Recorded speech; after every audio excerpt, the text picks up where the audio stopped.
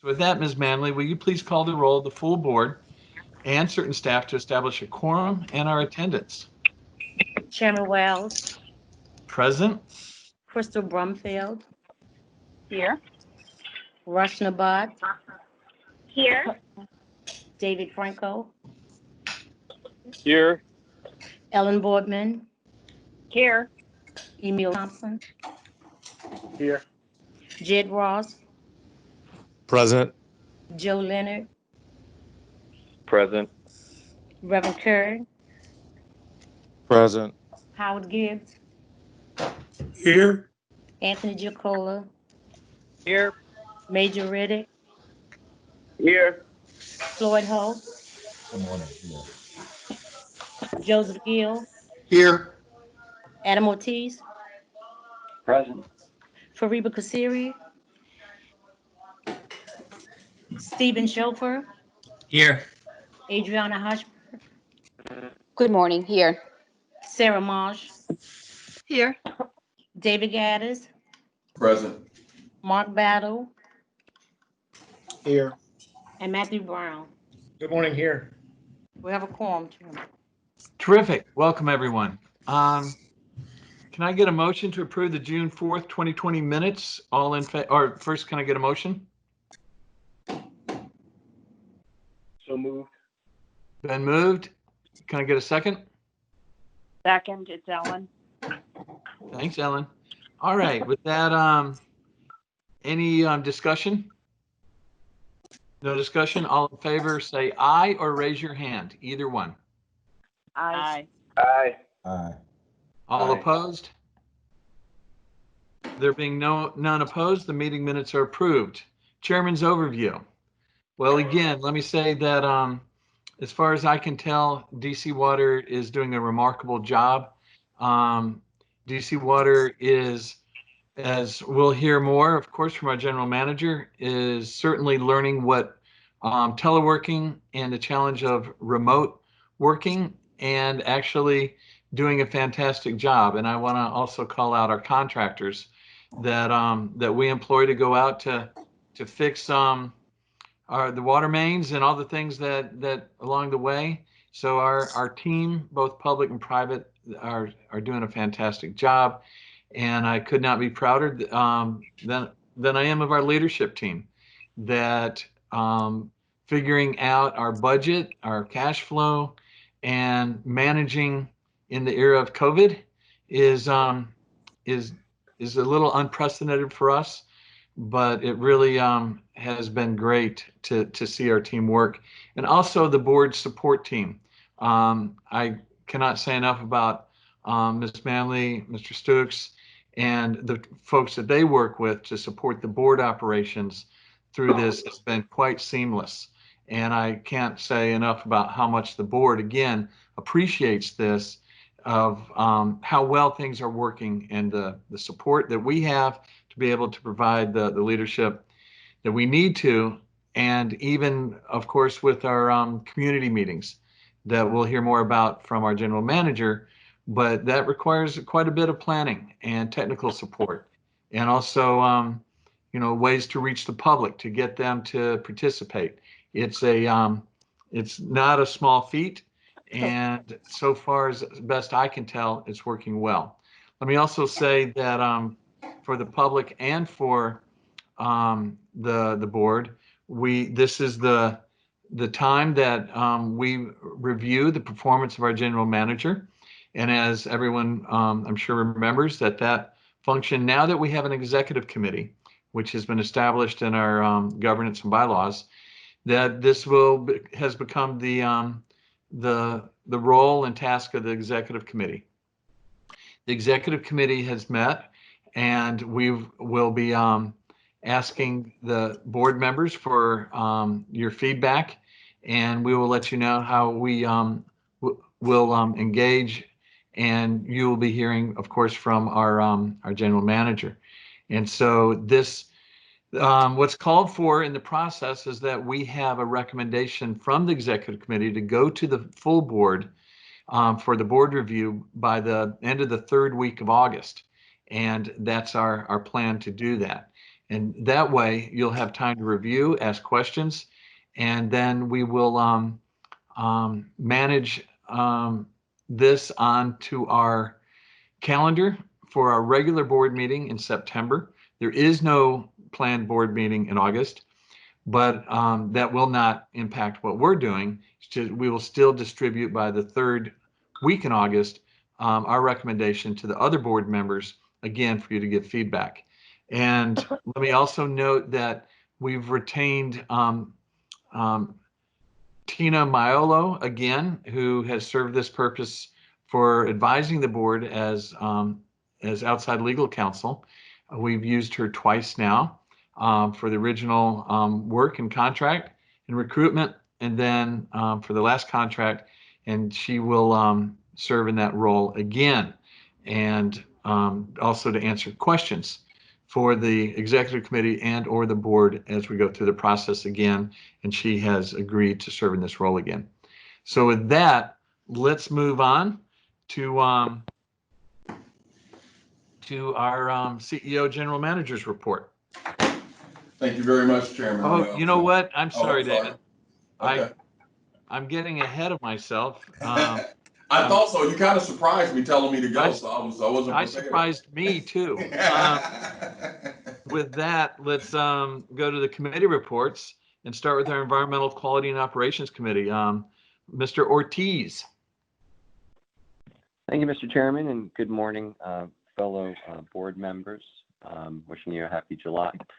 The EQ and Ops Committee met on Thursday, June 18th. We received a briefing on a non-joint use item, the Kennedy Green Street Infrastructure Construction MOU with the District of Columbia Department of Transportation, or DDOT.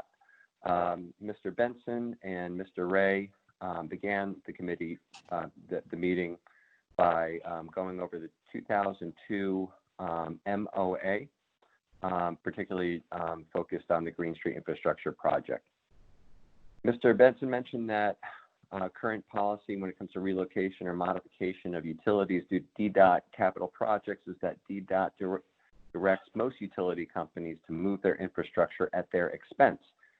DC Water has a different arrangement in place owing to the 2002 MOA, which established basic principles of cooperation between the two organizations with respect to project design and planning, construction, cost sharing, method of payment, and other relevant matters for relocation of DC Water infrastructure. Some of the key provisions include that the utility will design changes, and DDOT will include them in contract documents and the bid work. The cost to relocate or modify DC Water utilities are shared 50-50. Costs for the betterment of DC Water utilities are paid 100% by DC Water. Costs to collect or extend stormwater are paid 100% by DDOT, and that DC Water pays actual costs with reconciliation at the end of the project. Mr. Benson further stated that this MOA has saved and continues to save ratepayers tens of millions of dollars by preventing the forced relocation of DC Water assets like the Anacostia Forest Main and gravity sewer, and many smaller water and sewer lines.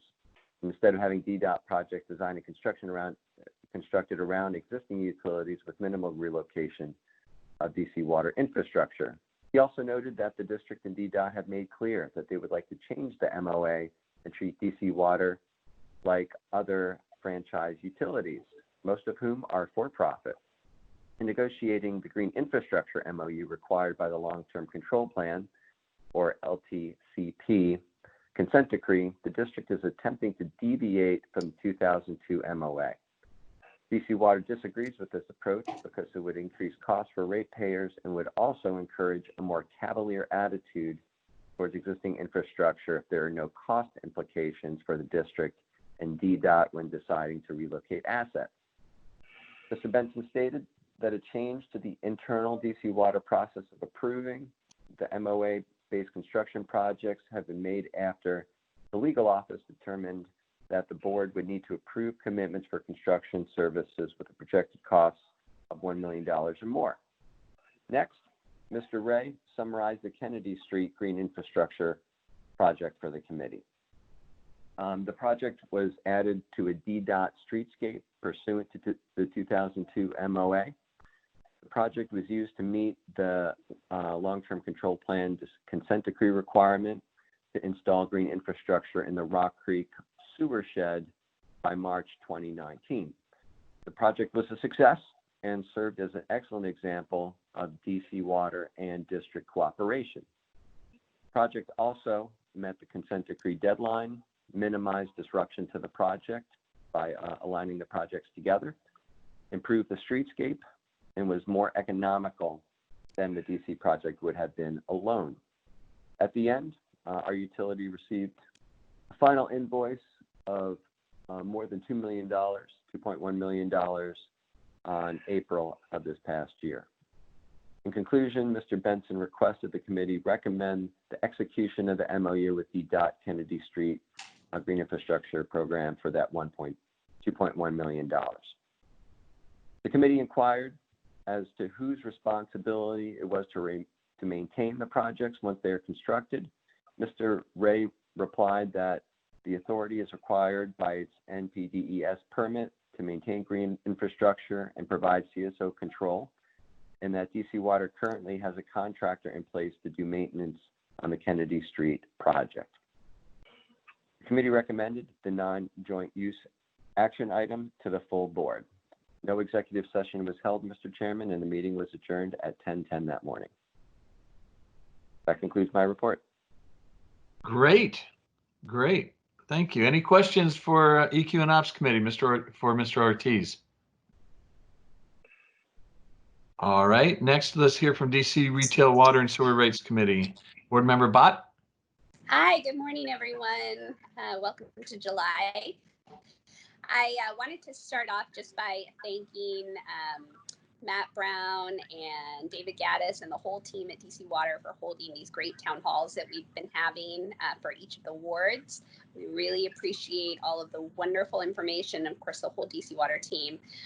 We really appreciate all the wonderful information that you're getting out, and I was really happy to see and hear the council members and the fact that they've also been very supportive on these calls, which has been wonderful as well. So thank you to all of you. And if any board members have not had an opportunity to join the town halls, there are 3 more left, I believe. And Linda sent out an email yesterday or this morning, days are running together, with the login information. So please do try and attend. With that, the DC Retail Water and Sewer Rates Committee met on Tuesday, June 23rd. Mr. Brown, the CFO, and EVP of Finance and Procurement stated that there was one action item for the committee, which was the final proposal to amend the bill challenge regulations in order to be consistent with DC Water's current practice. Ms. McCool, Director of Customer Service, began the presentation and noted that this change is to align the regulations with DC Water's current practices, as well as to have a clear timeline for customers. Ms. McCool stated that currently DC Water has a regulation that allows customers to dispute their bills within 10 days after receipt of the bill, and DC Water is now proposing 30 days from the bill issuance date. Ms. McCool mentioned that the comment period was open from May 22nd, 2020 to June 22nd, 2020, and comment was received from one party, the Office of People's Counsel. She noted that OPC supported the proposal to extend the time period and requested DC Water to consider changes from previous bills if they mirrored the dispute charges. DC Water considered the comment, and Ms. McCool stated no revisions to the proposed rules are recommended due to the following reasons. First, timely dispute notifications allow DC Water to address situations as it relates to leaks and unusual usage. 2, the PSC set a standard of 20 days for regulated utilities, but DC Water is proposing 30 days. And 3, the HUNA, high usage notification alerts, allow notification in advance of the bill. And 4, DC Water allows the dispute period to begin when the customer requests a bill investigation, even if a formal written dispute is not received. Ms. McCool mentioned the timeline details of the rulemaking process. A board member inquired on how we will assist customers when we get back to normalcy. Ms. McCool stated that DC Water is extremely supportive by referring customers to the affordability programs. Mr. Brown mentioned that this proposal is not specifically related to COVID-19, but does provide a benefit to customers. Mr. Brown mentioned that in response to COVID-19, DC Water has waived late fees, restored services to customers who had been disconnected for non-payment, partnered with the district government to help pay bills and eliminate arrears, and offer extended payment plans. The committee robustly agreed with this decision, and we have moved it to the full board for approval, and we adjourned the meeting at 9:50 a.m. Thank you, and that's my update. Great, thank you, Rachna. Is there any questions for Board Member Bott regarding our Retail and Rates Committee?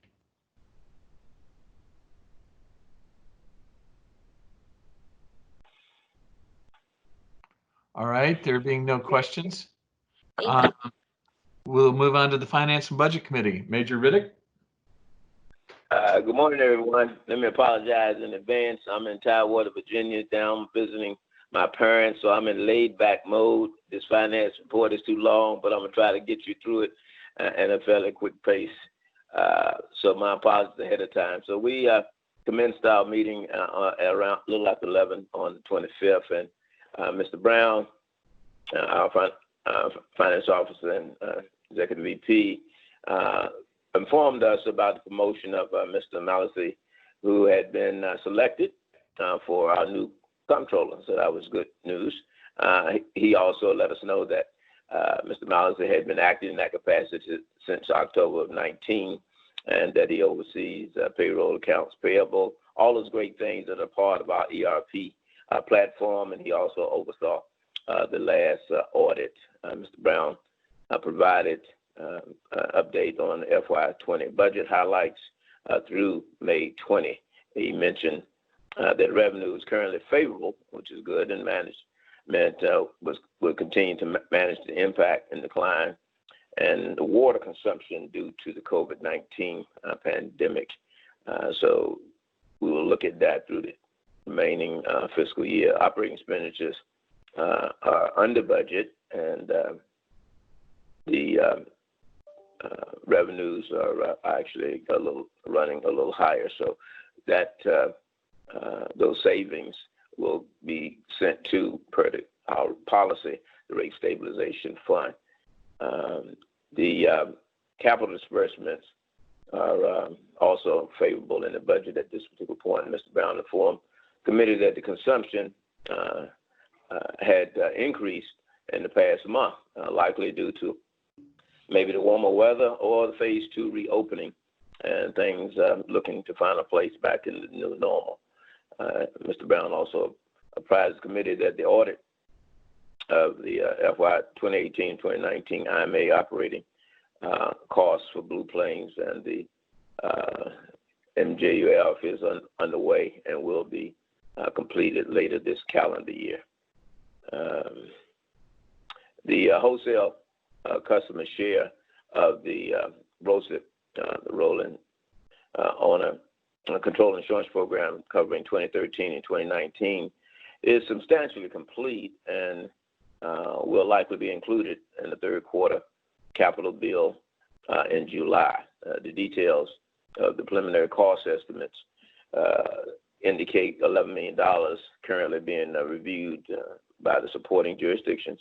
Wholesale customers have paid their costs for the closed ROSIP 1 program, and these estimates are for the remaining ROSIP 2 through 4 programs.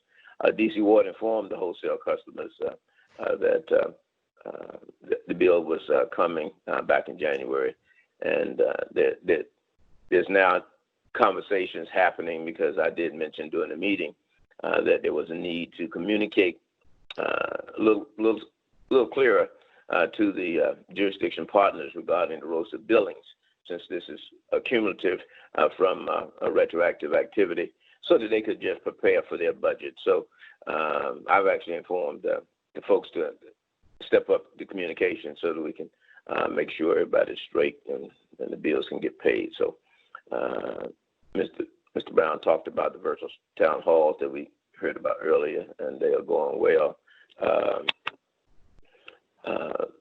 Our budget director, Ms.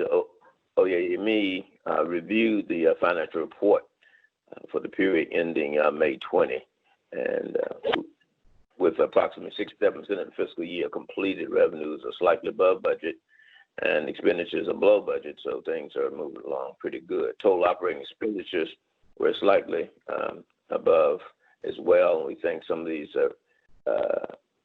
receipts from the residential and commercial, and I'm not exactly sure what's happening with consumption. We think we're going to see an impact of COVID probably a little bit later because things are we're going pretty good. So that decline is probably still coming in front of us, and we'll probably see that soon. Ms. Oyemi explained that the year-to-date operating expenditures are consistent with the historical spending and preliminary year-end projection. So the underspending is and personnel services due really to the high vacancy rate of 11% at this particular point.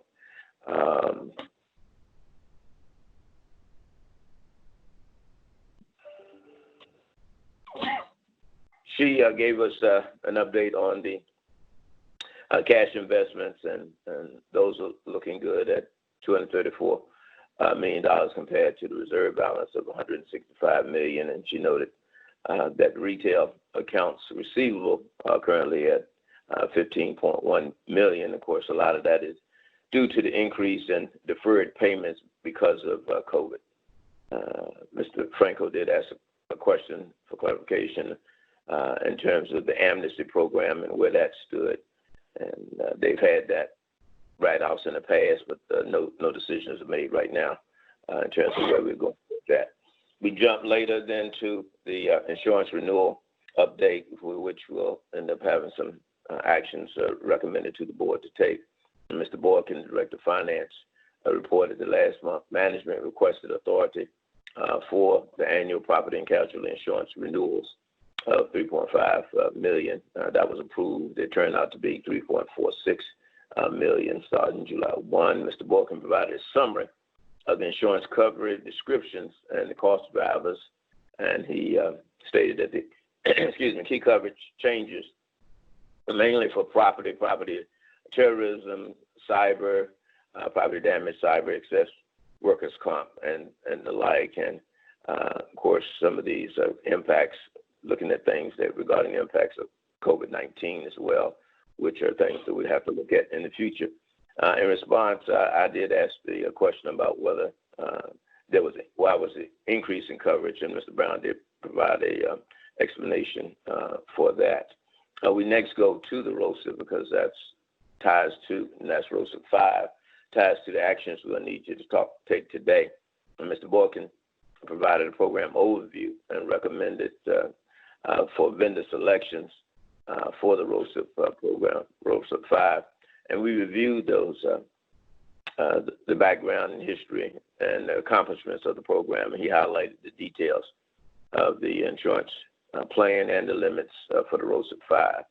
He reviewed the program costs, including the construction value of the projects, contractor, the payroll, insurance premium, broker administration, and other related costs on that, totaling $28.1 million. Some of that tied to increased participation by MBEs and WBEs.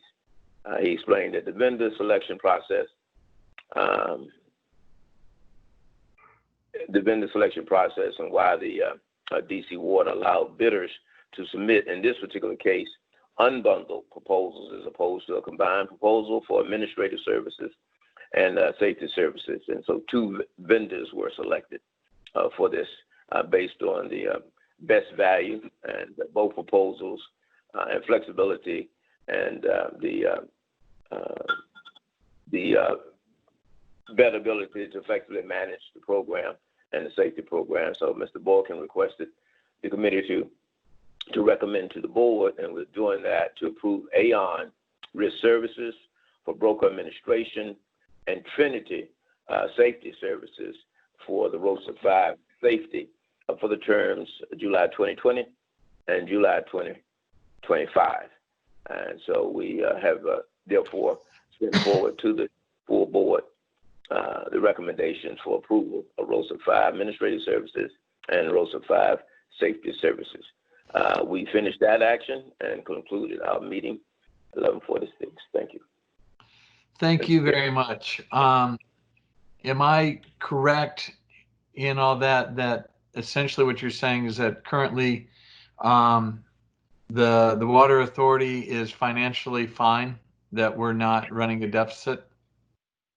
Yeah, that is the case in terms of where we are. It actually probably looked better than we thought it was going to be as we rolled into the beginning of the pandemic, but we still have some things to look at down the road. We do have some deferrals on payments, but right now it's okay because expenditures are below and revenues are a little higher than expected. Great. Any other questions? Any questions for the Finance and Revenue Committee? All right. So moving along, next on our agenda item for the board members, are there any issues of general interest?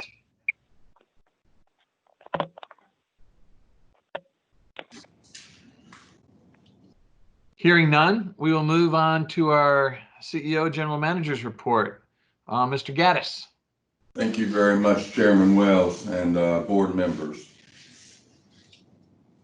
Let me start out by saying for my highlights this month, I'd like to provide you my usual update on the same key programs from the State of the Utility address I provided in February, plus also share a great example of recent collaboration and customer service by our sewer services crew. We are committed to collaborating with you, the board, on these State of the Utility items as we do each month. And we are constantly talking about, as we did from our retreat, the dream, decide, and the deliver stages of different items that we bring to you in keeping you informed. This month, I'm excited to again highlight our work to enhance our business development plan and to foster diversity and inclusion at DC Water, which we find is very, very important in our day-to-day, not only lives, but in the workplace as well. I last reported out on our business development plan several months ago when it was in a dream stage. On June 4th, you approved the revisions to the business development plan, completing a 2-year process in developing this plan. The revised plan reflects DC Water's commitment to strengthening and participation of certified local, small, and disadvantaged businesses and enterprises. It is contracting and the procurement activities. For example, in the plan, we expand the opportunities for certified firms to work directly with DC Water through the micro purchase and simplified acquisition processes that we've developed. Removes further barriers to certified firms' participation in primes, joint venture partners, and in mentor-protege partnerships. We've also created new pathways for district-based certified business enterprises to prime and to subcontract with DC Water. Provides a greater clarity of goals and expectations of DC Water and strengthens DC Water's capabilities in building efforts with improved standards and outreach to those smaller businesses. And we're not the only ones that are recognizing these significant efforts. I am pleased that in part due to these new efforts, DC Water was recently selected to be honored as the most innovative corporate leader for minority business enterprises by the Metropolitan Washington Minority Companies Association, and we will be recognized in September at their annual meeting. We received this recognition based on our leadership, innovation, and developing successful diversity and inclusion programs. As we transition these efforts with the business development plan from the dream to the deliver stage, we look forward to continued engagement with the board on our implementation and monitoring efforts. I want to thank the board and especially board member Boardman and also board member Bach for their involvement in helping us develop this plan. And the governance committee, and Corey Gray and Dan Bay for their excellent work as well, and their teams for their strong continual efforts to support our committees.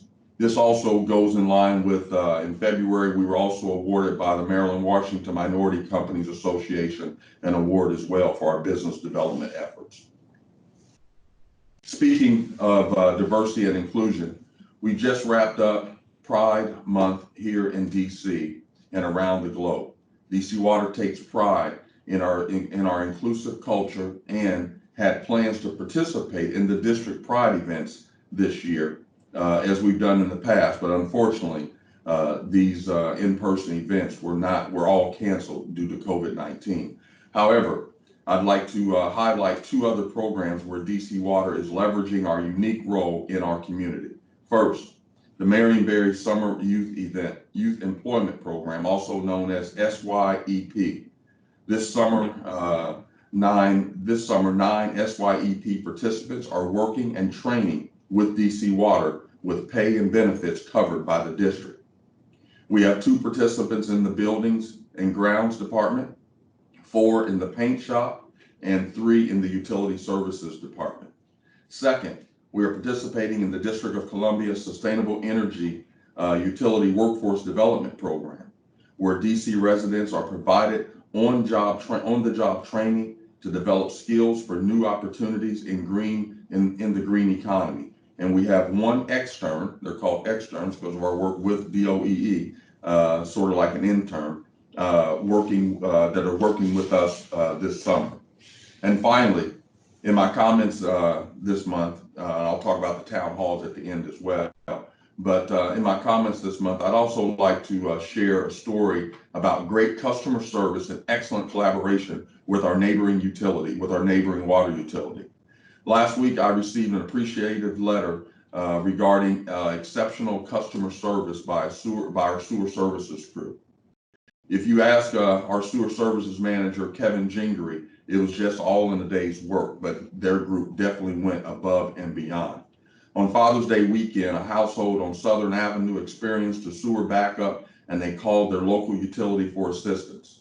You may be aware that Southern Avenue is the boundary between the districts of Ward 8 and Prince George's County. The residents of this household are an elderly couple, age 84 and 87. This couple called WSSC, not surprisingly, because they live on the south side of Southern Avenue in Maryland, and therefore get their water service from WSSC. WSSC responded to the call and realized that this one was one of very few homes that received WSSC drinking water, but their sewer lateral taps into the DC Water side of the business. WSSC reached out to DC Water, and Reginald Howe and Gary Adjourn from DC Water Sewer Services were dispatched. They discovered that the resident's backflow preventer was broken and had lodged into the sewer lateral. Soon after, a DC Water contractor completed the authorized trenching and the pipe repair in the public space in front of the resident's home. This repair may seem minor, but the resolution required rapid and close collaboration between WSSC and DC Water and excellent customer service by sewer services to respond to this elderly couple's blocked sewage. I want to thank DC Water, our responders, and also the contractors, Anchor Construction, who completed the work. But I also want to thank 2 of our board members, Lavinia Baxter, board member, and also Floyd Holt, board member. They were both involved in contacting me and communicating with DC Water for us to work very, very well with WSSC. That's just an example of how the 2 utilities do work together in a time of need of the customer. Last but not least, I do want to talk about the town hall meetings. I want to thank each and every one of you that had an opportunity to listen in to the town hall meetings and also give us feedback on how we can get better in those town hall meetings. I want to thank John Lyle and his crew in the IT department and our management team here at DC Water. We meet and talk about each one of the town hall meetings, and we try and get better in each and every one of them. This is the first time that we've done this, and so I would say that if anybody had an opportunity to listen to the town hall meeting last night, that was our first time of what I would call perfection. We had no hiccups, no technical difficulties, and so I was very proud of our team. And that doesn't mean that the other ones were horrible; they were good as well. But last night's was excellent. And also with those town hall meetings, I just want to give you, we started doing surveys on the town hall meetings, just some of the feedback that we've gotten. 90% of the participants said that the town hall meetings were very effective. 80% said that they better understand their utility bill now. 100% of the people that took the survey found that the virtual town hall meeting was much more convenient than being in person. So even after COVID is lifted, I think that we still need to take a look at maybe doing these virtually as well. So I was happy to hear that. 80% are somewhat supportive of our rate increases, and you know, we did ask also for those to comment on how we can improve, and most of the people or give us comments, and the majority of the comments came back and said that we were doing an excellent job. They were happy. They wanted to see us continue the town hall meetings. Chairman Wells, that concludes my report, and wish everybody a happy 4th of July. Thank you. Thank you very much, Mr. General Manager. Are there questions for Mr. Gaddis? Tony Giancola has a question. Yes, Tony. David, the question I have for you is, compared to last year, do we have a sense of how many people actually tuned in at the town hall meetings by numbers, and then by questions as well, just numbers comparative? Are we seeing more people participate, or at least listening, versus actually physically attending since last year? But also, are we getting more questions, whether it's at the town hall or follow-up from the town hall? And that's a great question, and I think John Lyle's on the phone as well, and I'll allow him to jump in here. But I will start out by saying, first of all, Mr. Giancola, it's a great question. I probably should have put this in my notes. But one of the interesting things that we're doing, and one of the survey questions also asked, how did you find out about the town hall meeting? And one of the things that we do is there's a robocall that goes out approximately 2 or 3 minutes before the town hall meeting starts. And the individual, when they answer their phone, they can stay on the line and stay connected to the town hall meeting and either listen in via phone, or they can disconnect and then go to their computer, and we give them ways to do that. There are in each district or each ward is a little bit different. One of them, we had 2,600 robocalls go out, and one of them we had 9,000 robocalls go out to our customers. I will tell you that we've had 300 to 400 people that have been engaged in the different platforms that we have, versus last year, as you know, at some of the town halls, we would have some of them, we'd have 1 or 2 people, and some of them we'd have 10. So we're seeing the participation to be a much higher, and also the questions that we're getting are fantastic questions. And last night's town hall exhibited that, and all the others have as well. These are very thought out questions, and individuals are able to ask their questions in that very controlled environment. So I think that there has been more engagement because of the town halls. And John, if you'd like to jump in. Yeah, thank you. I think you summed it up well. The only thing I would add is that I think we're seeing much greater participation than we have ever seen in our virtual meeting. I mean, in our in-person meetings. And last night is a great example. I think we did place approximately 9,000 robocalls to residents of Ward 5, and there were several hundred that stayed on for a good portion of the meeting. And I would say even towards the end, there was 200 to 300 who were still on the phone, which is a very high number considering they were not looking at the presentation, they were listening. And then in addition, we had about 100 last night who were on the Teams call, who were participating in that and were able to follow the presentation. So, and we'll get the numbers of exact participants. We'll share those with the board when we've been able to compile them along with summaries of the questions that were asked. But the participation has been very strong. Thank you. Any more questions? So I would say, Mr. Gaddis, I would agree with you that I think we're finding through necessity, we're finding things that we would not have known otherwise. And one is what Mr. Lau just went over. I think that's certainly a larger number of participants from the community than I'm used to seeing when we physically go to places. So the first thing is that this format seems to improve access and participation of our ratepayers. The second is I'm not making any recommendation about this, but one thing we should look at is that what meetings we hold, and how. And what I mean by that is we do these by ward. One, so the ward member, if they would like, the council member can attend, but we also did it because of physical proximity. So it would be easier for someone to come to a meeting. And if joining our meetings is no longer requires anything about leaving your house, you can join a meeting from your home. We should think about how to break these meetings up. It may be just holding one or two in order to be sure that everyone has a chance to participate. But I know you'll look at that, but it doesn't seem that ward meetings make sense anymore unless there's something I'm missing.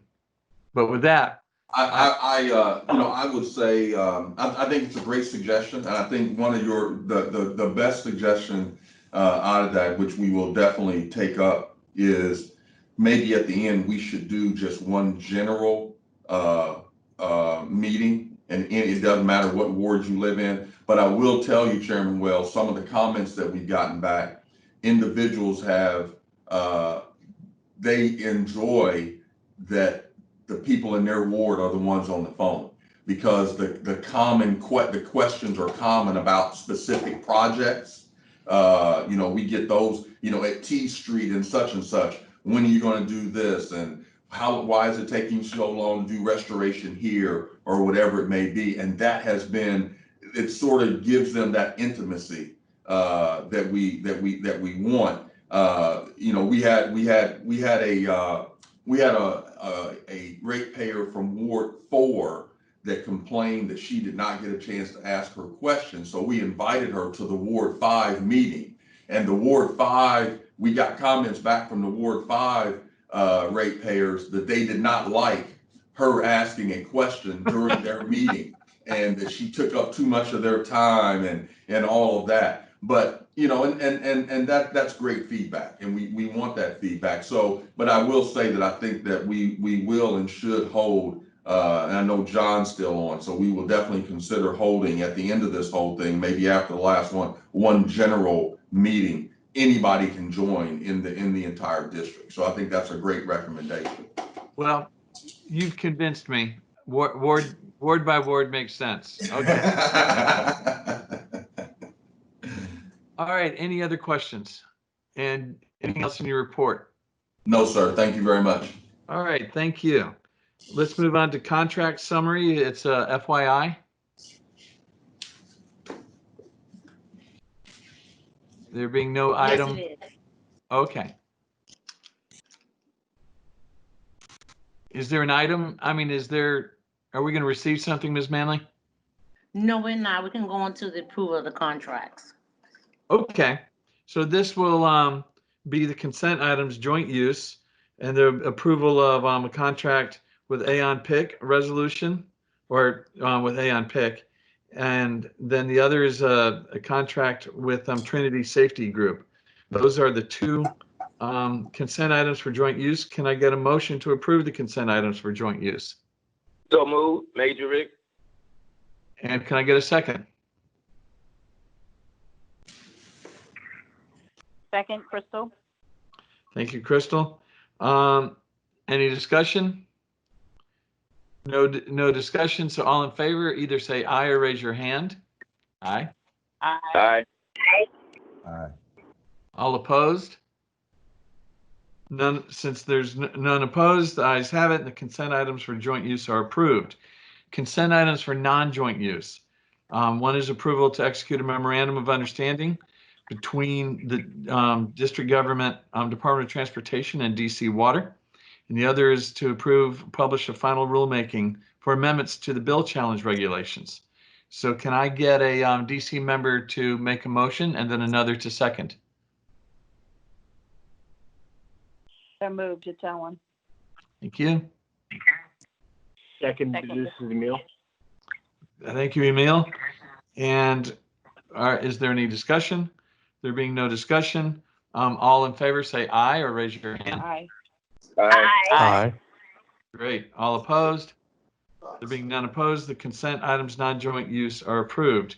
There's no one has requested executive session, so we will not be going into executive session. Just for the public to know, we have the upcoming meetings. The governance committee is on Wednesday, July 8th at 9 a.m. Oh, that's been canceled. At 9 a.m. has been canceled. The Human Resources and Labor Relations Committee on July 18th has also been canceled. EQ and Ops Committee, July 16th at 9:30. Audit Committee, Thursday, July 23rd at 9:30. Finance and Budget Committee, Thursday, July 23rd at 11. DC Retail and Sewer Rates Committee, that also had been scheduled for July 28th and has been canceled. And let me also note to everyone that there will not be an August meeting of the board by tradition and custom, unless, of course, an emergency one is needed. And with that, I don't believe there's any other items before the board. It's great to see everyone, and thank you very much. And so I will call this meeting to close. It is now 10:19. Thank you. Thank you. Thank you. Bye-bye. Thank you. Thank you. Bye-bye. Bye-bye. Thank you.